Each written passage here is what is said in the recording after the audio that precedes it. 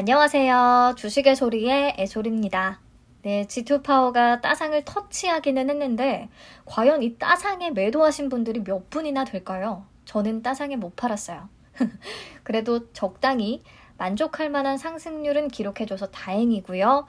대부분 한두 주밖에 못 받으셨을 거라 그게 가장 아쉽습니다. 아무튼 오늘 조금 일찍 영상으로 찾아온 이유는요. 어제 원스토어와 SK쉴더스 상장 예비심사 결과 나온 지 하루 만에 증권신고서를 둘 다 제출했어요. 진짜 급했나봐요. 다 준비를 해놓고 결과 나오기만을 계속 기다렸던 것 같습니다. 정말 오랜만에 그래도 조 단위가 넘는 대여급 IPO들이기 때문에 내용 궁금해하실 분들이 많을 것 같아서요. 우선 원스토어부터 워밍업 영상을 만들어 봤습니다. 바로 시작해 볼게요. 희망 공모가 밴드는 34,300원에서 41,700원을 제시했습니다. 공모 주식수는 총 666만 주고요. 그래서 공모 규모는 밴드 상단을 기준으로 하면 2,777억 원 정도가 되겠고요. 시가총액은 약 1조 1,111억 원, 1조가 조금 넘는 규모가 되겠습니다. 자, 수익 예측은 4월 25일부터 26일까지 이틀간 진행이 되고요. 이때 공모가가 확정이 되면 청약은 5월 2일부터 5월 3일까지 진행이 됩니다. 중간에 어린이날이 꼈기 때문에 환불까지는 3일이 소요되겠네요. 자, 청약 가능한 증권사는 총 5개입니다. NH, KB, SK, 대신, 하나. 네, 이번 공모는요. 신주 모집 70.9%와 구주 매출 29.1%로 진행이 됩니다. 구주 매출로 주식을 내놓는 기존 주주는 과연 누구냐? 네, SKS 키움, 파이오니어, 사모투자 합자 회사예요. SKS 프라이빗 에쿼티와 키움 인베스트먼트 그리고 SK증권이 참여한 사모펀드 같은 개념으로 보시면 되겠고요. 원스토어의 재무적 투자자 되겠습니다. 자, 재무적 투자자의 구주 매출은 안 좋게만 볼 수는 없어요. 물론 공모자금의 일부는 이 재무적 투자자의 수익 실현에 쓰인다는 게 분명히 아쉽기는 하지만 상장일에 유통 가능한 주식수를 줄여준다는 측면에서는 긍정적으로 보기도 합니다. 그만큼 상장일에 유통 가능한 물량이 감소할 수 있으니까요. 이렇게 알고 계시면 되겠고요. 우리 사주 조합에는 공모 주식수의 20%가 배정이 됐습니다. 공모가 상단 기준으로 555억 원 정도가 되는데요. 직원수가 기간제를 포함해서 총 206명이더라고요. 그렇다면 1인당 배정 금액이 약 2.7억 원, 2억 7천만 원 가량이 되겠습니다. 조금 많죠? 보시면 LG 엔솔 때 1인당 평균 배정 금액이 약 2.8억 원 정도가 됐거든요. 딱 비슷한 수준이에요. 근데 LG 엔솔 무조건 받고 봐야 된다는 분위기 속에서도 약간의 미달이 발생했었어요. 그렇게 생각하면 원스토어의 미달 가능성은 조금은 높아 보입니다. 네, 유통 가능한 주식수는 상장 예정 주식 총수의 22.79% 수준이에요.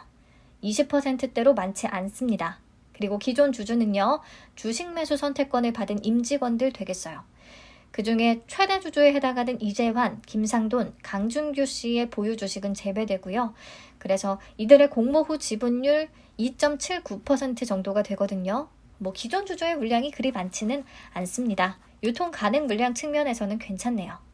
자, 그러면 과연 원스토어는 어떤 회사인지, 전망은 어떤지, 공모가는 적정한 것인지 간단히 살펴보도록 하겠습니다. 원스토어는 M마켓이에요. 현재 전 세계 모바일 기기의 99% 운영체제는 구글의 안드로이드와 애플의 iOS로 양분이 되어 있는데요. 그에 따라 M마켓 또한 구글의 플레이스토어와 애플의 앱스토어가 과점 시장을 형성하고 있습니다. 근데 애플 iOS에서는 다른 앱마켓의 설치가 아예 불가능하지만 안드로이드 운영체제에서는요, 다른 앱마켓 설치가 가능하거든요. 그래서 국가별로 그리고 지역별로 운영되는 여러 종류의 앱마켓이 존재하기는 합니다. 구글 플레이스토어, 애플 앱스토어 말고도 다른 앱마켓이 있대요. 보시면 삼성의 갤럭시 스토어, 원스토어의 원스토어, 그 밖에 아마존의 앱스토어, 앱토이드 등등이 있습니다. 하지만 구글 플레이스토어와 애플의 앱스토어 영향력이 워낙에 커서요. 이런 것들이 있는지조차 몰랐던 분들 많으실 것 같아요. 근데 지금 핸드폰을 확인하시면 내가 다운받은 적도 없는데 원스토어 앱이 있네? 라고 하는 분들이 많으실 겁니다. 원스토어는 통신 3사와 네이버의 앱스토어를 통합해서 출범한 앱마켓이고요. 그래서 통신 3사를 통해 유통되는 안드로이드 단말기에는, 그러니까 아이폰 제외하고 안드로이드 단말기에는 기본적으로 원스토어 앱이 탑재된 상태로 출고가 되거든요. 네, 그래서 국내 앱마켓에서 원스토어의 시장 점유율은 3위를 기록하고 있습니다. 삼성 갤럭시 스토어보다는 높은 거죠. 2022년 2월 기준 점유율 14.3%로 애플과 큰 차이는 없습니다. 아래 그래프는 2020년 8월의 자료인데요. 이때는 원스토어의 점유율이 18% 이상으로 올라가기도 했거든요. 근데 22년에는 오히려 조금 낮아졌다고 봐야겠네요. 자, 아무튼 이렇게 빡센 경쟁자가 떡하니 버티고 있는 산업에서 원스토어가 가지고 있는 경쟁력은 무엇이 있을까? 개발사들에 대해서 타 앱마켓보다는 저렴한 수수료를 부과하고 있습니다. 표에 체크한 부분에서 그냥 숫자만 비교해서 딱 봐도 알 수 있죠. 원스토어의 수수료가 조금 더 저렴하다는 것을. 여기서 인앱 결제는 해당 앱마켓 내에서 결제가 이루어지는 시스템을 말하고요. 외부 결제는 앱 개발사 자체의 결제 시스템들을 의미한다고 보시면 되겠습니다. 애플은 외부 결제가 아예 불가능하고요. 원스토어와 구글 플레이는 외부 결제가 가능한데 이 외부 결제의 수수료도 원스토어가 훨씬 저렴합니다. 인앱 결제 수수료도 원스토어가 조금 더 저렴하고요. 여기서 괄호 안의 숫자는 매출 규모가 작은 중소 앱 개발사들에게 적용하는 좀 수수료 혜택인데 이 또한 원스토어가 조금 더 저렴한 모습이에요. 이렇게 수수료를 싸게 받으면서 회사가 성장을 하기는 했습니다. 특히 게임 분야에서는요, 이 저렴한 수수료 덕분인지는 몰라도 대형 게임사들이 굉장히 많이 입점을 하고 있어요. 그래서 앱마켓 내에서의 게임 점유율은 경쟁사 대비해서 원스토어가 계속 증가 추세를 보이고 있고요. 거래액 증가 속도 또한 경쟁사 대비 가장 빠르기는 합니다. 현재 입점해 있는 대형 게임사들 뭐가 있나 한번 참고해서 보시고요. 이 중에 미르4의 성과가 대표적으로 좋았다고 하네요. 올해는 또 세계적인 게임사죠. 블리자드의 디아블로 이모탈이라는 게임이 원스토어를 통해 출시될 예정이라고 하니까요. 이번에도 게임 쪽에서 그나마 성과를 내지 않을까 싶습니다. 자, 두 번째 경쟁력은 소비자들에 대한 각종 리워드 혜택을 부여하고 있다는 사실이에요. 다양한 쿠폰, 캐시백, 통신사 할인 혜택 등등을 통해 고객을 유치해 왔거든요. 구글이랑 애플이랑 경쟁을 해야 되니까 이 프로모션 쪽으로 돈을 엄청 썼어요. 덕분에 신규 고객을 조금 빨리 확보할 수 있었던 측면이 있기는 한데 이게 바로 회사 실적 성장의 발목을 잡습니다. 이용자 유치를 위해 지급하는 판매 촉진 비용의 규모가 자꾸 커져요. 그래서 2020년에 겨우겨우 흑자 전환에 성공하는 듯 했지만 21년 기준 다시 적자를 기록했더라고요. 어느 정도 마케팅 비용을 지불하면서 이용자를 모은 뒤에는 뭔가 규모의 경제가 딱 나타나줘야 되는데 21년에 또 상위 랭킹의 모바일 게임 내 시장 점유율을 좀 높이고 고액 결제 사용자를 더 유입시킨다고 프로모션을 또 진행했대요. 그러면서 판매 촉진비가 또 늘어났고요. 그래서 아직은 이런 프로모션 없이는 안정적인 수익 창출이 가능한 그런 레벨까지는 진입하지 못한 것 같아서요. 조금 불안하기는 합니다. 자, 그리고 이 판매 촉진 활동이요. 초기에는 어쩔 수 없다고 치고 앞으로도 앱마켓끼리의 경쟁이 혹시 계속된다면 프로모션 비용은 계속 나갈 것 같은 느낌이에요. 근데 이 비용이 나가는 데 비해서 국내 앱마켓 시장에서의 점유율을 확대하는 데에는 분명히 한계가 있을 것 같고요. 그래서 앱마켓만으로 승부 보기에는 어려울 수 있겠다라는 생각이 들죠. 그래서 신성장 동력으로 스토리 콘텐츠 쪽에 좀 집중을 하는 것 같습니다. 작년에 국내 최대의 장르 소설 출판사인 로크미디어를 인수했고요. 중국 최대 웹툰 플랫폼에 투자를 진행했어요. 그래서 이렇게 웹툰과 웹소설 콘텐츠 판권을 확보하고 이 IP, 지식재산권을 기반으로 해서 영화나 게임 등등의 2차 저작물을 생산하겠다는 계획이거든요. IP 콘텐츠 쪽 사업을 진행하겠다는 거죠. 근데 이쪽도요, 생각하면 워낙에 네이버나 카카오 이런 거대한 플랫폼 회사들이 막강한 경쟁사로 딱 버티고 있어서 성과를 낼 수 있을지 잘 모르겠습니다. 자, 그 밖에 마이크로소프트와 글로벌 버전의 원스토어 플랫폼 개발을 하고 있고요. 이를 통해 동남아 쪽이나 해외 진출까지도 계획을 하고 있어요. 그래서 작년에 마이크로소프트로부터 투자금을 유치하기는 했습니다. 예, 사업 내용은 이 정도까지 보고요. 공모가 어떻게 산정했는지 괜찮은지 한번 체크하도록 할게요. 가치평가 방식으로는 PSR을 활용했습니다. 주가 매출 비율이고요.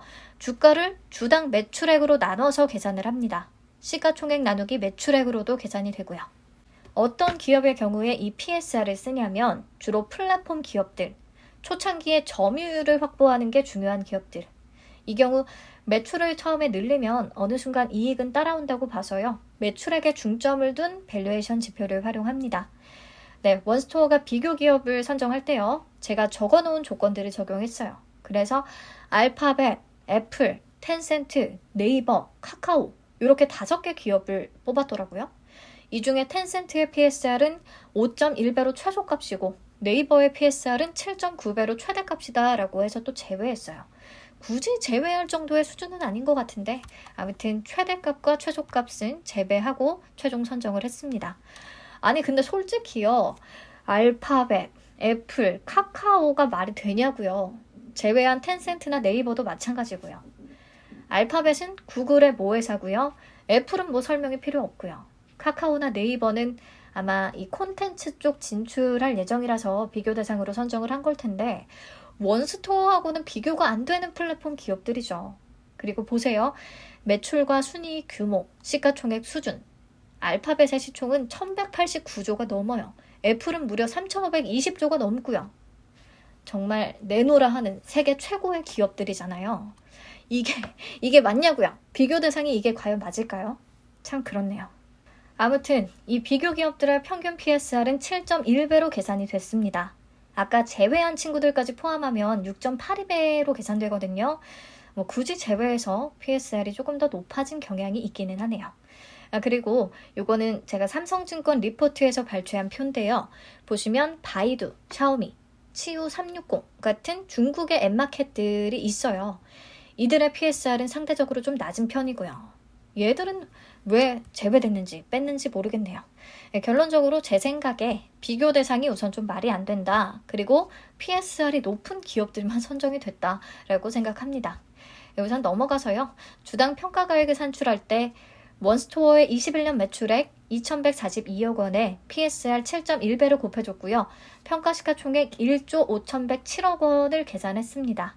주식수로 나눠서 주당 평가가액은 56,347원이 나왔고요.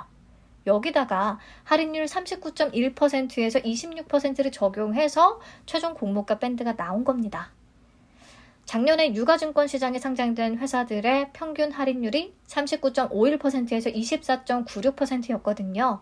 비교해서 보면 할인율은 그냥 딱 평균 수준이다라고 보이네요. 아무튼 저는 공모가가 과연 이게 맞나 늘 그렇듯이 대형 IPO 전형적인 고평가 아닌가 싶기는 합니다. 근데 기존에 기업 가치가 2조 원대로 거론이 됐었기 때문에 현재 공모가가 좀 무난하다는 분위기가 형성될 수는 있을 것 같아요. 그리고 작년 프리 IPO 때 책정된 몸값이 약 9천억 원 수준이었거든요. 그렇다면 현재 제시된 공모가 밴드 하단 기준으로 한 시총과 거의 차이가 없어요. 이런 측면에서 공모가를 또 보수적으로 선정했다라는 얘기가 나올 수는 있겠고요. 근데 카카오페이나 카카오뱅크, LG 엔솔은 약간 고평가라고 해도 지수 편입 이슈가 따라 붙었기 때문에 그래도 기댈 구석이 있었다라는 생각을 할 수 있었다면 원스토어는 그렇지 않거든요. 그 정도로 규모가 큰 회사는 아니기 때문에 코스피 200 특례 편입이 기대된 거나 그런 부분은 없어요. 그래서 공모가를 조금 더 냉정히 판단할 필요가 있다라고 저는 생각을 합니다. 정리하자면 공모가 고평가는 사실 어느 정도 모든 공모주의 디폴트 값이라고 치면요. 공모 내용, 구주 매출이나 유통 물량이나 이런 부분이 나쁘지 않아서 그나마 다행인 것 같아요. 제 기준 기대치가 아주 크지는 않지만 그래도 참여는 해볼 만한 공모주가 되지 않을까 생각합니다. 마지막으로 배정 물량과 청약 한도 보고 마치도록 하겠습니다. 총 5개 증권사에서 청약이 가능하다고 했죠. NH와 KB가 가장 많은 물량을 배정받았고요. 그 다음이 SK증권, 그 다음 대신과 하나금융투자는 배정 주식수가 49,949주밖에 안 됩니다. 제가 참고 청약 건수에는 각 증권사별 가장 많이 유입이 됐던 청약 건수를 적어두기는 했어요. 수요 예측 결과가 좋다면 균등은 한 주 받는 게 어려울 것 같습니다. 모든 증권사 마찬가지로요. 그래도 그나마 NH와 SK가 조금 나을 것 같아요. 참고하시고요. 청약 한도는 제가 우선 100% 등급 기준의 한도와 증거금만 적어놨거든요. 보시면 되겠고, 수수료는 NH만 무료입니다. 나머지는 다 청약 수수료가 있으니까 확인하시고요. 계좌는 NH와 SK, 대신은 5월 1일까지 개설해야 청약 참여가 가능하고, KB, 하나금융투자는 청약 당일에 개설하고 바로 참여가 가능하기는 합니다. 네, 이번 영상은 여기서 마무리할게요. SK스퀘어 출범 후에 이제 상장하는 첫 자회사가 먼스토어가 되겠는데요. 지금까지의 내용만으로 봤을 때 아주 매력적이지는 않은 것 같습니다. 조금 더 지켜봐야겠고요. SK 숄더스도 내용 준비해서 찾아오도록 하겠습니다. 시청해주셔서 감사합니다.